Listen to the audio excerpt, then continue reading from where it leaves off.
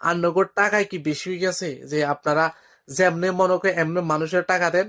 না, ভুল কাজ করছেন। সঠিক জায়গায় টাকাটা দান করেন। মাদ্রাসা মুক্তবে দিবেন, মসজিদে দিবেন। যে চিকিৎসা করতে পারে না তাকে দান করবেন। অসহায় মানুষকে দিবেন, যে খাবার জোগাড় করতে পারে না তাকে টাকাটা দান করবেন। এই আমতারেক, বিপিনুর, এদেরকে টাকা দিয়ে কি লাভ? এরা করে রাজনীতি।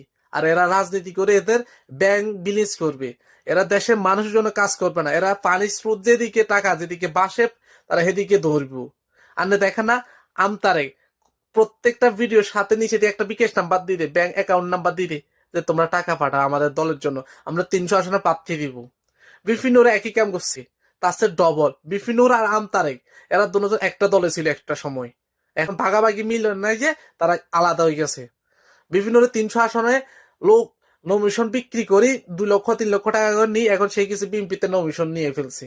এটা হচ্ছে রাজনীতি। তাই এদের থেকে সাবধান। সঠিক জায়গায় টাকাটা কাজে লাগান, মৃত্যুর পরলে কাজে আসবো।